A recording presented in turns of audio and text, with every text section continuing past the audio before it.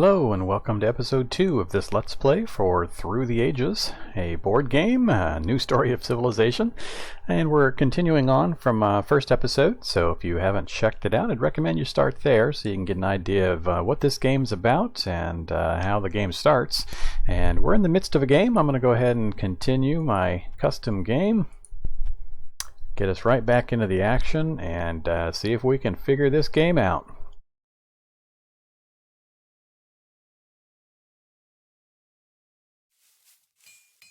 Alright, so when we had left off, I had stopped playing right at the start of my next turn.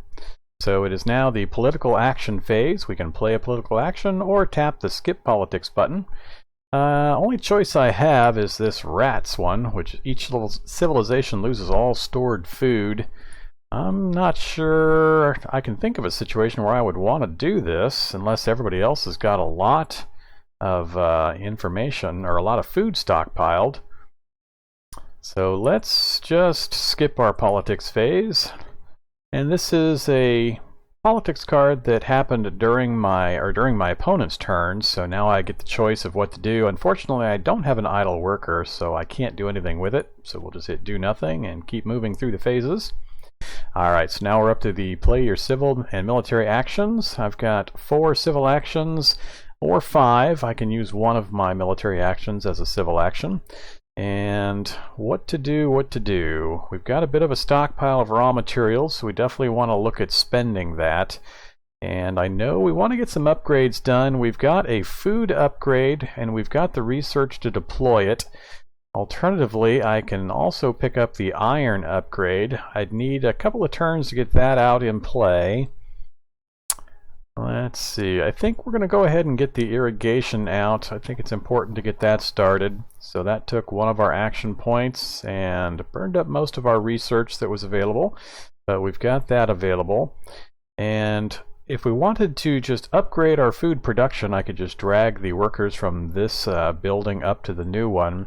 It does have some costs involved, so you pay the difference between the two. So it's going to cost me 2 resources total to move them from this level 1 field up to an irrigation for the 2 output. I think I'll go ahead and do that for at least one of them. Let's take a look at the rest of the cards before we make any other decisions, though. So I've got up to 3 points left. I could still grab the iron. It's going to cost me 2 civic actions to grab that. I've got a leader. I've got the pyramids started back here. Let's go ahead and grab that. I want to make sure we can get both of these upgraded. I think getting the infrastructure up to level 2 is going to be pretty important. So we'll do that. Unfortunately, it's going to take us a little while to actually get that rolling because of the research requirement. We're going to need 5. We're only making 1 per turn at the moment. I can't produce another worker because I don't have enough food to do so. So it'll be next turn for that. So I've got nothing I can play here. I think the best thing we can do is grab one more person or one more card. I can either take masonry, the special technology. Urban buildings have a reduced cost. Alright, you may build up to 2 stages of a wonder for 1 civil action. So we can save ourselves a civil action and get reduced costs for building upgrades for our urban buildings. Or we can pick up the warfare tactic. Actually, I don't think that is a tactic card. It's not red, so it must be just a special ability card. So it'd give us 1 attack value plus 1 military action. But again, it's going to take a lot of research that we don't really have access to. Alternatively, I can pick either of these 2 Age 1 leaders to replace my Antiquity leader. They're cheaper because of his special ability. What do they do? I don't know about these. So as a political action, you may remove Columbus from play to colonize a territory in your hand without sacrificing any units. Alright. And And Barbarossa, for one military action, you can increase your population and build a new military unit. This costs you 1 resource and 1 food less than usual. He seems fairly powerful.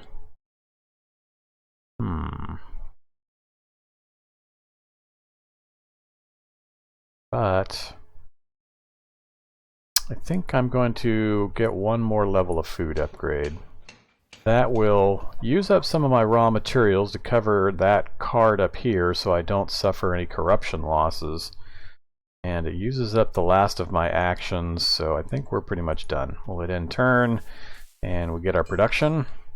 Each of the production points up here is going to be worth 2 food each, so we're going to be getting an additional food production so we can get our population growth up a bit. Alright, so somebody's got a politics card played. The next one that came out of the deck was development of politics. Each player draws 3 military cards.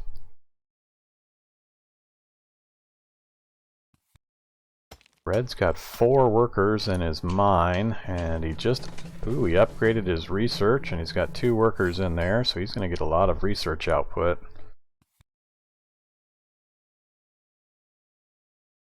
Each civilization is going to gain 2 food. We're going to have a few cards going off at the beginning of our turn. I'm wondering if I might have made a mistake and not focused on research like most of the rest of these guys seem to be doing. And development of warfare. All civilizations, on your turn you may build a warrior unit for free if you have an idle worker, which once again we do not.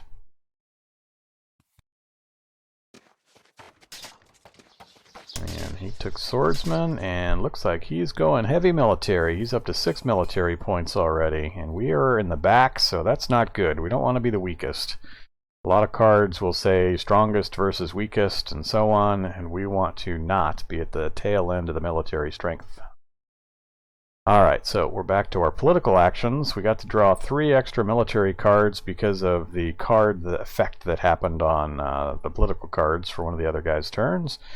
We've got a few things we can choose from. There's a number of territories that we can set up to conquer. Strategic territories, wealthy territories.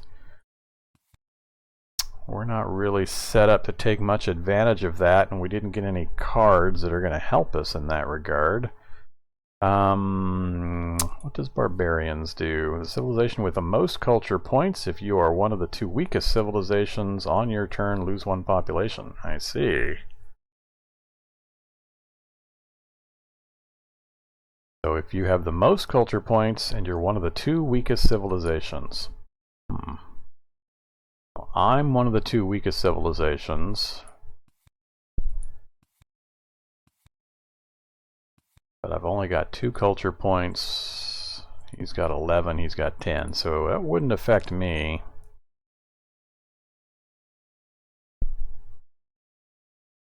Might hit red. Let's do... oh, sure. Let's see what happens. Get a card to flow out here. Development of crafts. Each civilization gains 2 resources. Great. And the development of warfare, I have no idle workers, so that's not going to affect me. And we're into our main action phase. Alright, so I really need to get some kind of research going. I've got enough food now. We can hire another worker. Hire another worker. Let's put 1 here for research. That brings us up to 2 per turn. That's the most I can put in here currently because I'm restricted based on my government type. Right here, for despotism government type, we're restricted to only 2 urban building upgrades. So we have an urban building limit. So we can't put more than 2 in there currently. Alright, so that will help a bit. That's some of our actions, and let's... don't have the research to put the iron mines out yet.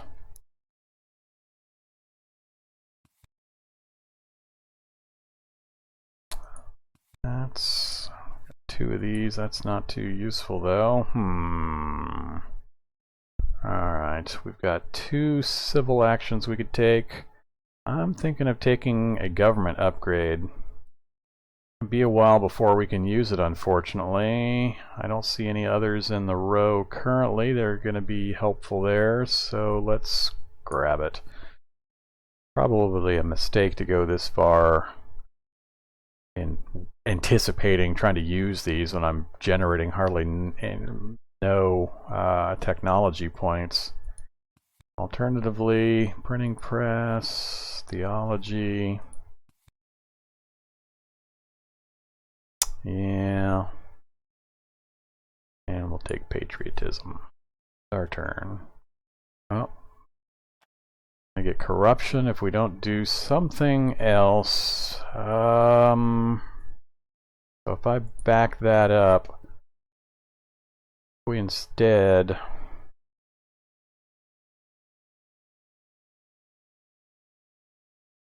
it won't let me put it there. I can build a mine, or I can build and or upgrade one of my workers, or I can go military. Let's do military. That gets just enough resources so we don't suffer corruption, uses up our points, brings us up parity with the red and yellow guys, so we'll end our turn there. Oh, that's right, we still do have that point, so I can still do that. Cool. Alright, let the computer roll through its turns, see what they're up to. Oh, we've got a discard actually. We're only allowed to have 2 military cards in our hands, so we've got way too many. Definitely going to get rid of one of these. Going to get rid of rats. And let's get rid of strategic territory. Alright, got my production. See what red's gonna do. Upgrading his military. Again, not a good sign. Alright. Yellow's got 2 wonders going on. Finished one already and a second one going up. And I'm feeling like a slacker.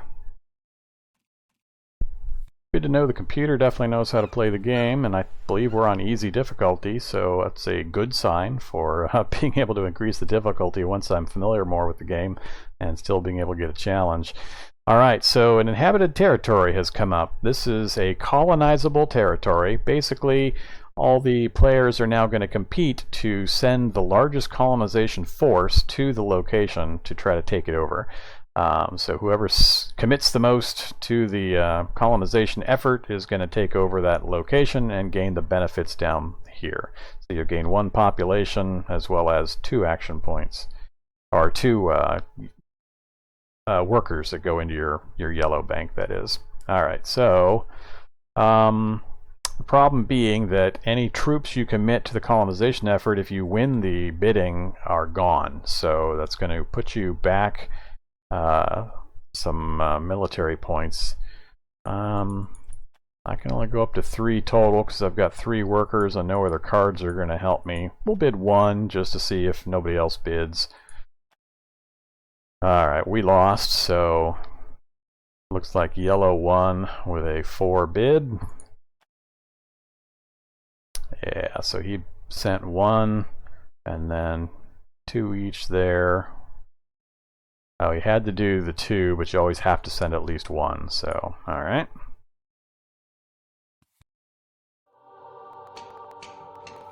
Alright, green has upgraded its happiness building and has completed that wonder in the background there. So back to our turn. Alright, play a politics card. Yeah, let's go ahead and get this wealthy territory out of here. So we prepared as a future event. It goes into the pile over here and gets shuffled in, so we don't know when it's going to come out.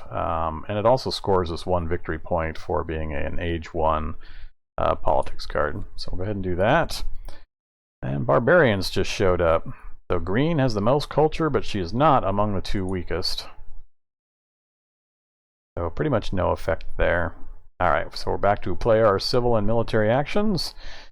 What to do. Now, we can actually switch to a monarchy. There's 2 ways you can play it. You either have to wait and save up enough research to do that. This is the peaceful way of developing the government style, and then you just instantly get to start using the benefits of the monarchy. Or we can do a revolution where we have to basically sacrifice all of our actions for the turn in order to change over the government types. I actually think it might be worth doing it that way. Let me check first. Anything else? Already got iron for that upgrade. There's no research ones that are about to pop up that we can grab. So the question is just, is it worth us spending the time or using up all of our actions just to switch our government style?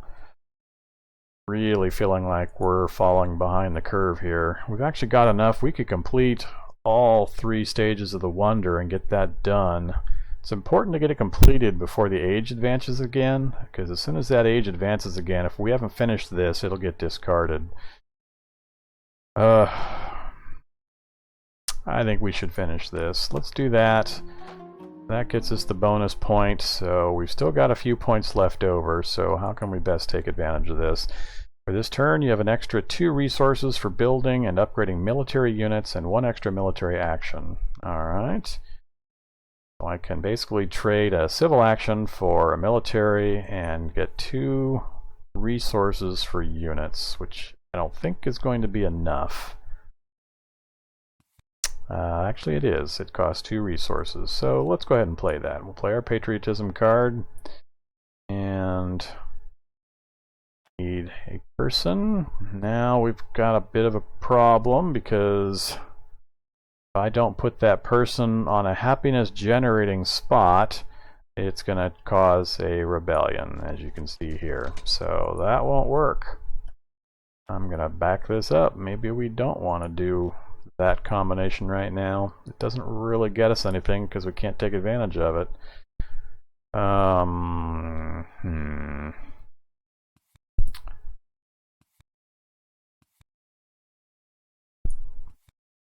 None of these are really going to be useful for us. Well, problem is I don't think the age is going to last more than another turn, so I've got to complete that wonder if I want to use it. So I don't think we have an option there.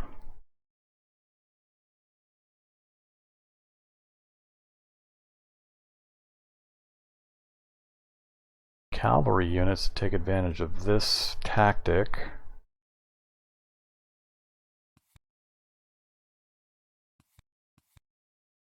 So next turn we're going to have 6 research, so we'll be able to get our iron mine down and be able to start upgrading there. I think we should... Yeah, I'm just going to have 5 cards. That's 5. If I grab another one, we're going to have to discard something. Not going to be able to finish the Great Wall in time.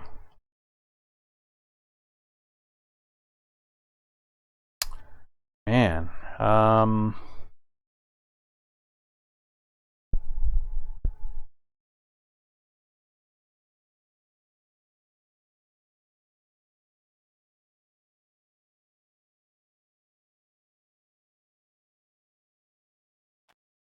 I think I'm gonna back my entire turn up, and I'm gonna risk the time frame.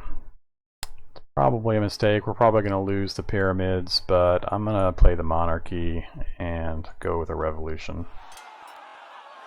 Now we still have a point we can use. Let's grab reserves, and that should be all we can do. No matter what we do, we're causing problems. Alright, so instead of reserves,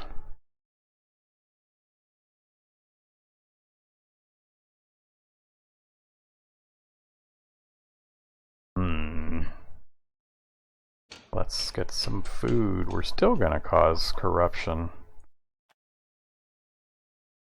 That's not gonna free up enough. Well, we're just gonna deal with the corruption, I guess.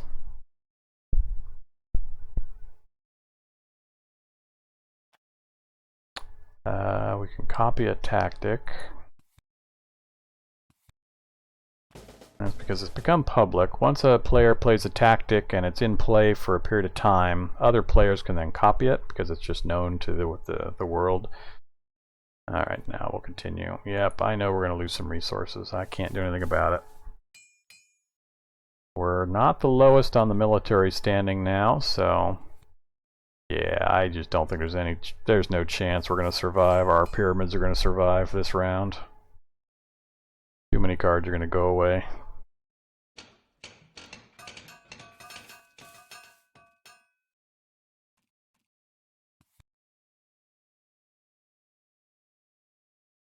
Alright, no effect for that.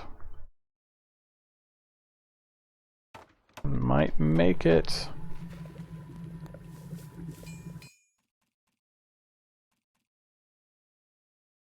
By one card. We're gonna skip the politics phase. Wow, we made it by one card.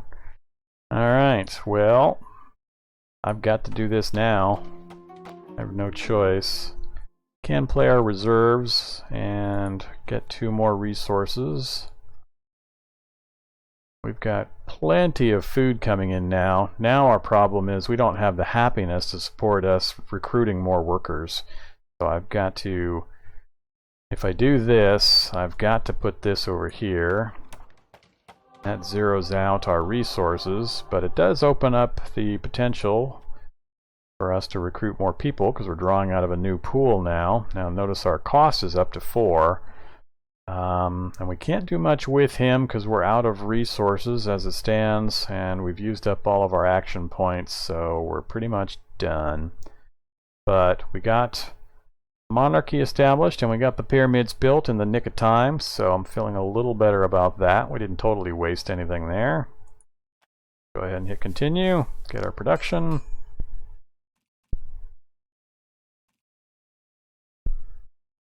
Alright, and the Age 1 deck ran out, so Age 2 has now begun. You can see the Age 2 deck is now in place. All civilizations lose 2 blue or yellow bubbles from their yellow banks. I lost Hammurabi, and that's because he was an Antiquities Age leader. You can only be 1 age behind, so as soon as it moved to Age 2, any Antiquities leaders get tossed out. So I lost Hammurabi, and Red loses Homer. Now we're both back in the hunt for new leaders and new abilities. Alright, new deposits. Each civilization produces resources immediately, ignoring corruption. So yeah, we didn't come out so well on that equation, because I haven't been able to get my iron mine out.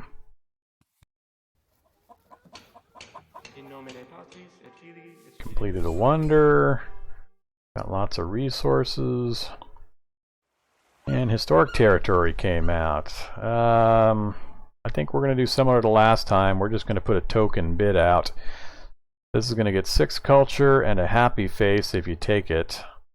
6 culture is just going to go into your point pool. I'm not real concerned about that. 6 isn't enough to really get too excited about. The happiness guy, though, that will save having to put a worker somewhere, so that's a little more powerful. I think that's all I'm going to bid. Green wins the colony. I think he won because of a tiebreaker. He's ahead of me in the turn order, I believe. Can't remember how they do the tiebreakers, but yeah, he bid 1. So he and I bid the same, but he won the tiebreaker setup. So unfortunate, but I just don't think that was worth putting any more out there. Now we are tied for last in military power. Good harvest. Alright. Wondering if I'm overproducing food, because nobody else seems to be producing nearly as much as me, and they're not really focusing in that direction. Seems like research is the way everybody's going.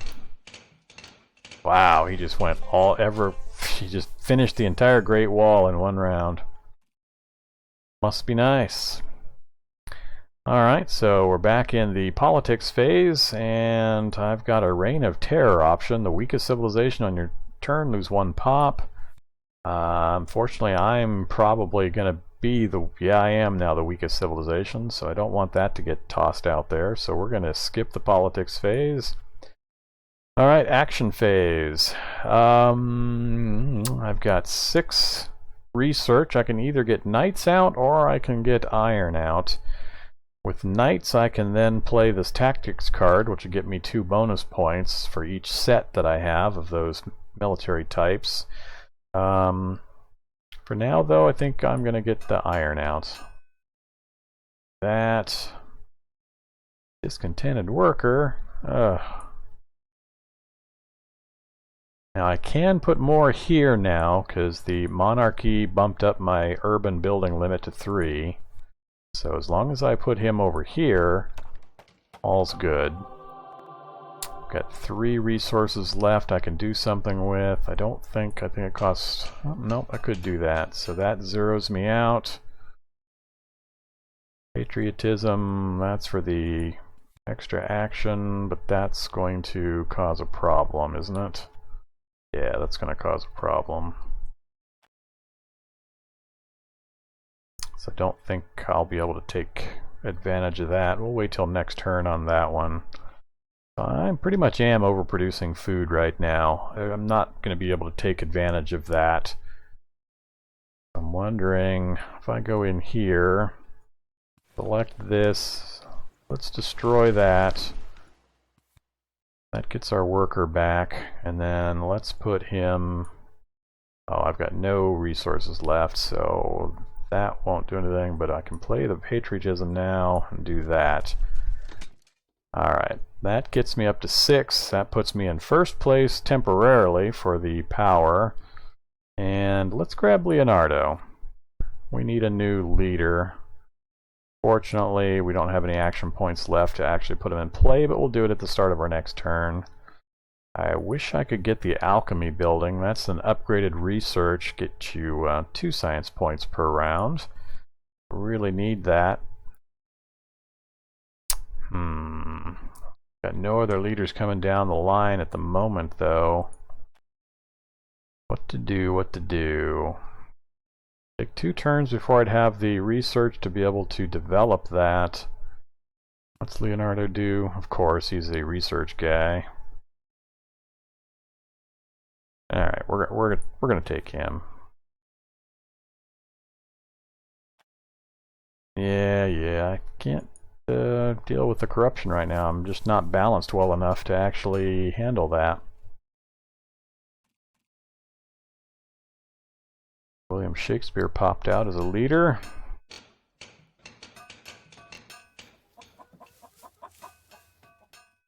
Yeah, I definitely do not know how to balance things correctly because these guys are getting way ahead of me in multiple areas, so it's definitely going to take some practice to get a feel for things and learn how to advance your buildings in an appropriate manner. I think I overbuilt on the food production. Alright, so back to us. Politics. What do we got here? Scientific cooperation. Each time one of the civilizations develops a tech, it pays 2 science points less, and the other civilization pays 1. If the other cannot pay 1, then the technology cannot be developed. So it's a pact. Basically, I can play it, and I can designate an NPC opponent to be the other side of this cooperative endeavor.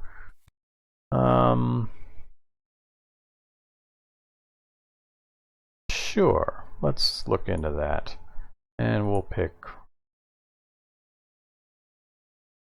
we'll pick red. Firm, and he rejected the pact. Not surprising. Alright, so now we're on play your civil again. So we've got a pretty good amount of points. We've got food if we need it, which I have barely enough. Nope, that puts me back into the unhappy phase. We're going to have to do something about that. Can't put any more people in here. Alright. Gonna have got too much food stockpiled, and that's causing me to have constant corruption because of all this food sitting here. So I'm definitely got too much invested there. But first, let's get Leonardo up into play. Alright, and next up, what did we pick up here? A Napoleonic army. So an infantry, a cavalry, and an artillery. Wow. That's right, we've got Age 2 cards coming out now. And I like that. That's a really good Age 2 card as well. We'll end up discarding a few, but for now, don't have enough points to develop the knights. Wondering about doing bread and circuses for the additional happiness values. I believe that replaces... No, it's an additional building, so it'd probably go here. How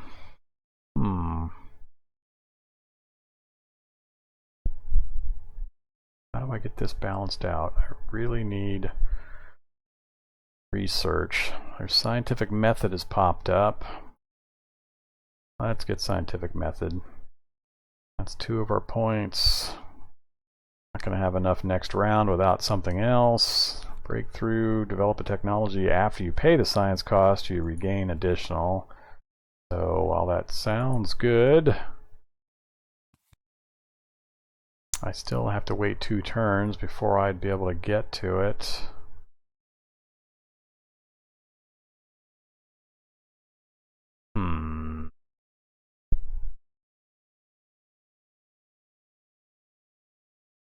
I don't see any other way I can develop or generate these. Short of doing...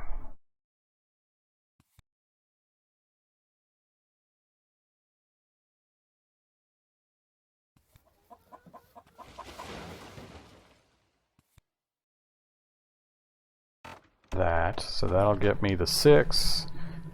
Well, not quite enough to solve my problem there. Just have to deal with it, but that'll get me enough to be able to get scientific method up next round.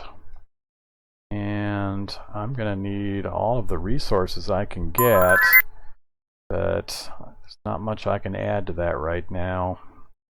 I can't upgrade it. So let's go ahead and grab the breakthrough, and don't have the ability to convert one of these into civil anymore because we've got Leonardo now. So I think we are done. Yep, I know we've got corruption.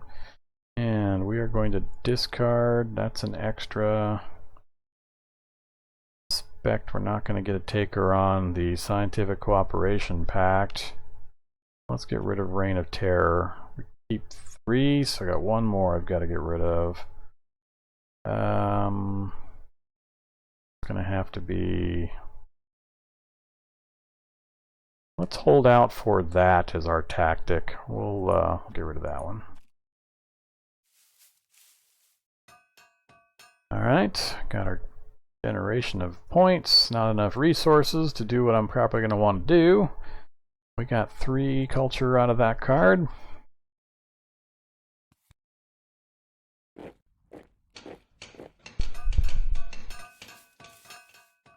Yeah, I mean, he's got a nice set. He's got upgrades for all 3 of his main resource buildings. Uncertain borders. Red is the strongest. Ah, I'm weakest again. Dang it. Strongest civilization takes 1 yellow token from the weakest. Wonderful. That's what I meant by you do not want to be at the bottom of the pile. And I thought I was the strongest, but apparently being tied doesn't... Oh, it was yellow doing it to me, so that's why. Alright, foray. Each of the 2 strongest civilizations on your turn, so again, goodies go to the strong.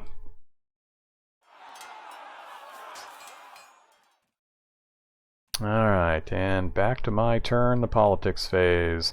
And again, I think I'm going to go ahead and pause the episode here, and we got several turns rolled through there, learning quite a bit about the game and getting a little better feel for how things are supposed to balance. I definitely think I made a mistake in trying to get all my food upgraded early.